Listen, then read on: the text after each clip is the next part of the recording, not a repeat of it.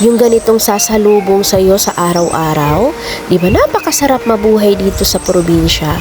Meron namang sanay sa ganitong buhay, meron namang sanay sa maranyang buhay. Ang sarap balikan yung mga ganitong laro, no? Ayan, sana lagi na lang po tayong bata. Pero ganun po talaga ang buhay. Minsan po nasa ibabaw tayo, minsan nasa ilalim. Pero mas mabuti na po yung nararanasan natin yung hirap ng buhay para kapag guminhawa man o mahirap ang buhay natin, sanay na tayong harapin ang mga hamon ng buhay.